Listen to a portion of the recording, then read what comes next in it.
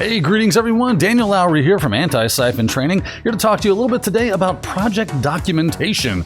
That's right, this is another installment in our little series on doing documentation, taking good notes, and how we do that. Project documentation is one of the more formal things that you might do in your career, so it's a good idea at least to have some generalized concept of what's going on when that happens, and a couple of key ways in which that might be done. I've got 3 specifically for you, as well as a few tips for you at the end.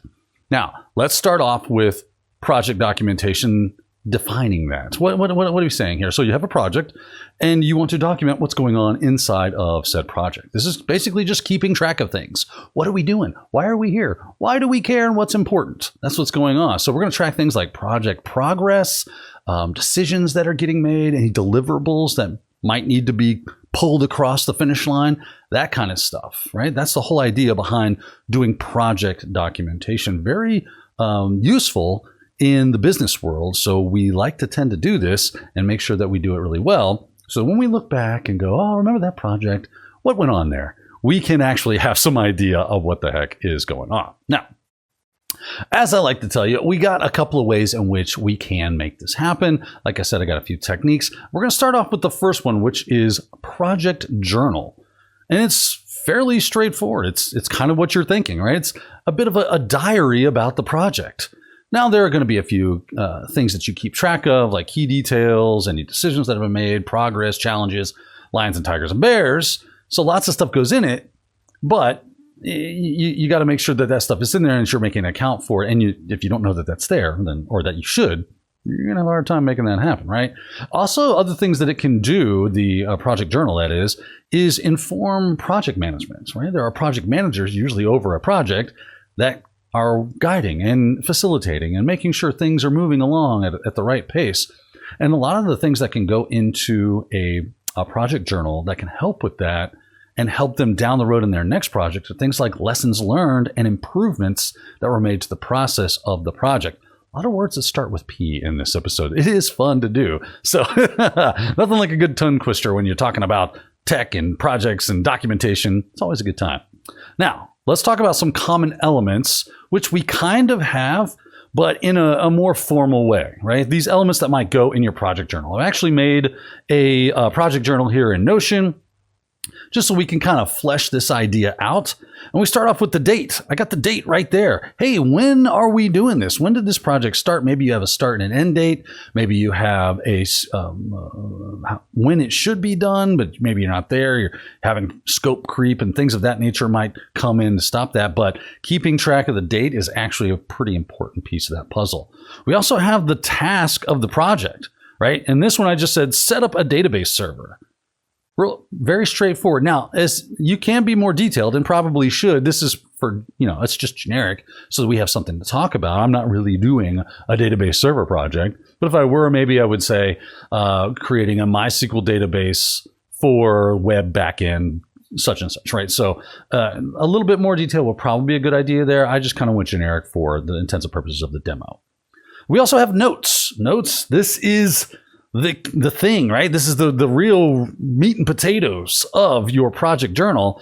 This is going to be those key details, those decisions, the progress that's being made, and so on and so forth, right? So here I have installed MySQL, I have configured users and permissions, and I also have ran initial tests. So again, very generic, but you kind of get the idea, and that's the whole purpose of it, is so that you do get that idea. Next, we come to issues. Now, not every project goes swimmingly. I know it sounds crazy. You're like, Daniel, my projects go 100% every time. I never have a problem. That must be nice. Every project I've ever been on, though, has their fair share of issues. Some of them major, some of them minor, and somewhere in between. You do want to document these things in your project journal so you kind of go back and see, well, what was it that slowed us down? If we are having trouble pulling this thing across the finish line at the scheduled time, well, what was it that was causing the problem? If Bob's over there just going, well, things and stuff, it's tough to do projects. Yes, Bob, it is tough to do projects. What about this project was tough that stopped us or hindered us in whatever way? So this is a very important piece of the puzzle that we have this issues, challenges section, whatever the case is, roadblocks, whatever you want to call it is fine. But you got to make sure that that section is in there. so that you can't account for those things that are slowing stuff down. You're going to run across a thing or two that you were not expecting, and you need to put this in the documentation. Here I put encountered a permissions error, and it was resolved by adjusting the user roles. And then, of course, last but not least, in the project journal, we've got lessons learned, the things you need to know about what we did and what was important and what we learned from it, and how can we do better even. So here I put predetermined user roles and permissions before deployment. So the next time I do something that involves setting up a database server, specifically MySQL in the same kind of vein, I could look back at this project and go, you know what I learned is that we really need to spend some time on making sure that the roles and the permissions for those roles are pre-gamed before we get too far down the road, because we ran into hassles last time and that slowed the project down a little too much. So let's make sure that we go ahead and have that on lock before we get too crazy.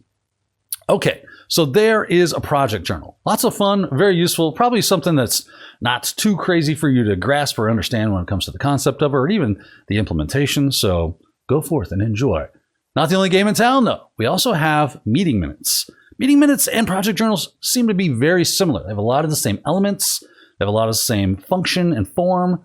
So you're like, well, what's the purpose of it? If you were looking at a Venn diagram, right, there's going to be a lot that overlaps in the middle part where those two circles intersect each or dissect each other. What's the word? I can't remember. But a lot in the middle going to be very similar when it comes to these two. But over in the edges where they have their unique things, there are a thing or two that's going to be there. Meeting minutes can tend to be in kind of an official capacity for a lot of stuff. There's also going to be other stuff that's probably not in your project journal. Maybe when it comes to the meeting, who was there, who was absent, things of that nature. So let's get into the nitty gritty of that. Let me pull up my meeting minutes project journal, or I don't know how you would call it. It's the meeting minutes. I'm going to pull up my meeting minutes. Here we have, like I said, a lot of the similar elements to it, right? We've got date and time. And you'll notice I went a little more granular on that. I went a little more deep in the weeds, hard in the paint, as it were, when it came to the date and time, because this might actually end up being a legal document one day. You never know. Not that your project journal couldn't either, but this is definitely more formal when it comes to keeping that information. We have a section for attendees. We got Sarah, Mike, and Alice. So we'll probably throw in last names as well. I just didn't again. It's a demo. You'll have to hit the I believe button with me if you would. And then, of course, we got an absentee there of Jordan. So this is most likely the people that should be there. Jordan was probably required for attendance, but for whatever reason, he was unable to attend. And therefore, he goes into the absentees, noting that in the meeting minutes, making sure that there was a special place to let us all know, oh, yeah, that's right, Jordan wasn't here last week. And now he can go back and look at the minutes, because that's what it's all for. We got to remember, when it comes to this is like a permanent record of what's happening in that meeting. And this is going to be great for things like accountability, right? A chronicle of those that weren't in attendance. And then, hey, why weren't you there, Jordan? What was happening? Well, I had to go to the doctor. Okay, great. That kind of stuff gets put in here. All those rich details are going to be useful when it comes to the meeting minutes, because maybe Jordan was supposed to be there. And if he wasn't able to make it, we gotta document what was up, why that he wasn't there and why he wasn't. Let's see some other elements that we need to take a look at. Let's see here. We've got, the discussion. This is right the thing that we're all here to do. The talk about, it is a meeting, right? We're going to discuss a project, an idea, a whatever, a strategy, whatever the meeting was called for. Guess what goes in the discussion section? That's going to be that info, right? And then decisions that get made. I like this one. We decided to prioritize login security, right? So if we're doing a feature implementation for release, then our decisions that we made in this meeting to do that very thing is to prioritize login security, because security, good. We're smart. We're security-minded company, so we're going to add that in there. We're also going to defer any minor UI changes, so user interface changes. Right now, we're not so concerned with. We just want to make sure that it is secure and that it functions like we think it should for these feature implementations that we want to release. You start to get the picture. Hopefully you do. Last but not least, on this one, we have action items. These are the things that we want to actually do, or that we have called an action to. Hey, do this by the time we meet next. These are the things that should have been done. And when we meet, we should be able to say, hey, Mike is going to work on authentication. And Sarah is going to update documentation.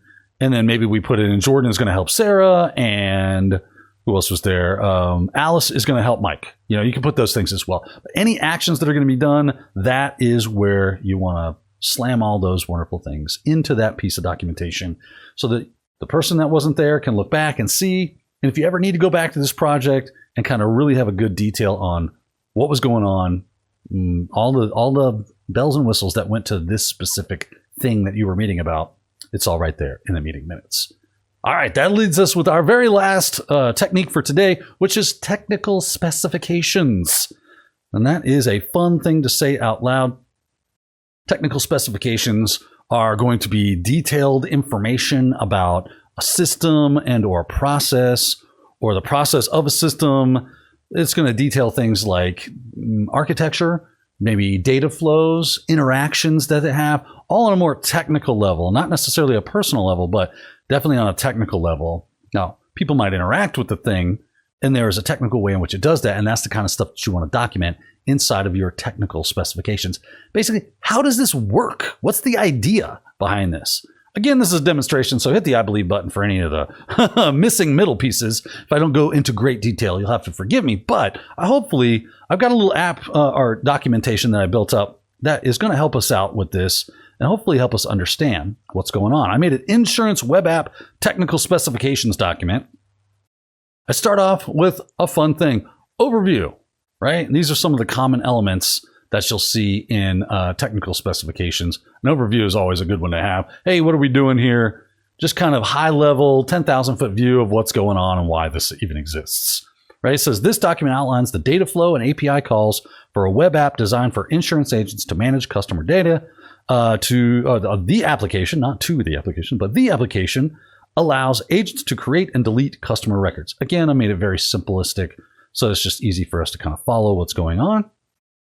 And this is another one of my favorite parts of this is you can add diagrams, and pictures and code and command snippets and any other specs that you can throw in this thing visually is going to help out a lot. So I really enjoyed making this graphic to help show the data flow. And it starts off with the agent. And you'll notice I even added a bit of the detail down below just to make sure that everyone is on the same sheet of music. So we've got the agent, and the agent or the user interacts with the web application's UI to input or modify customer data. Then you have the web app UI. You'll see the data flow with the lovely arrows. Again, pictures worth 1,000 words. It just flows from one thing to the next. So that's what we're detailing here in this spec. This is how this is meant to work.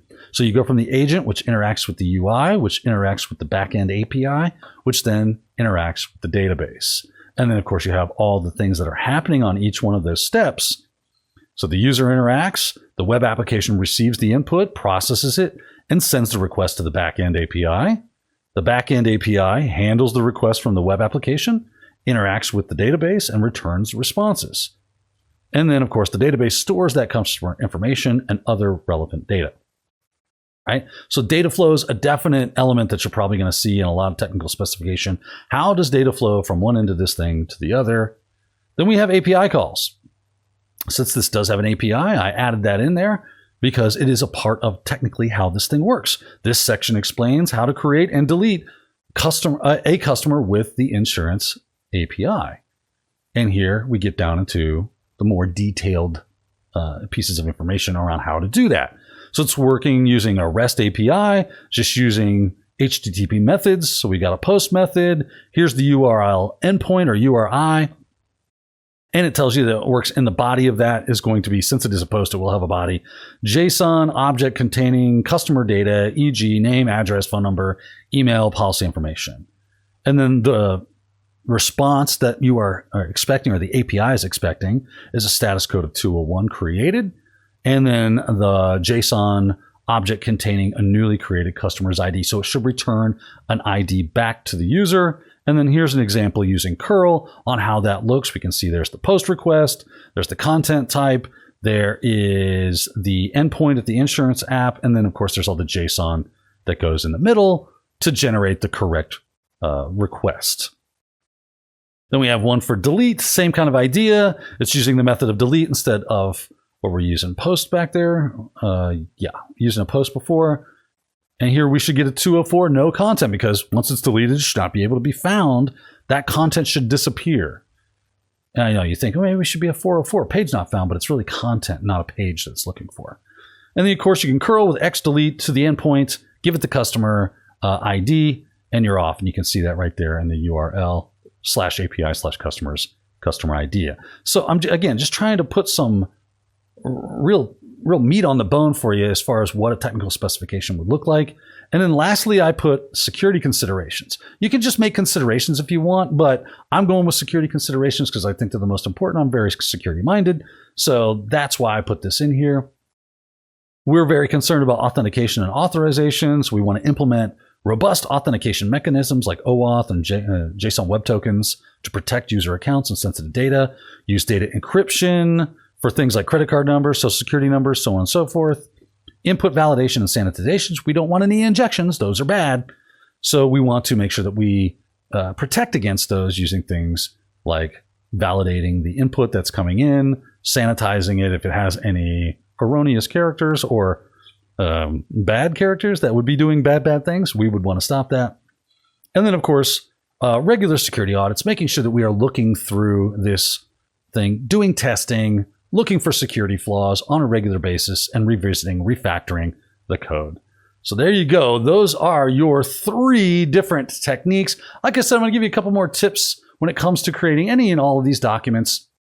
I don't want to leave you without a witness when it comes to just some really useful things, like use templates, right? Don't reinvent the wheel. Plus, it ensures consistency and accuracy. You don't forget things when you have things templated out. So templates are a great idea. Regularly update that document. Any changes that get made, it needs to be in there. It needs to be updated. That needs to be an update generating activity. If there is something that changes, it facilitates that there should be an update to the documentation because of it. And any new developments that are made, anything new should trigger an update to the document. And of course, include references. Right? Don't vaguely point out to things, right? Say, hey, there are these relevant documents and resources that are kind of giving information, feeding information to this, or expounding on information that is in this. So if you need to know more, you can check these documents for that. So always include references, put those things in there, and that should help you do well. Well, that's it for project documentation. Hope you enjoyed this episode. I'm going to have more to come in the series, so look forward to seeing you then. Until then, have yourself a great day.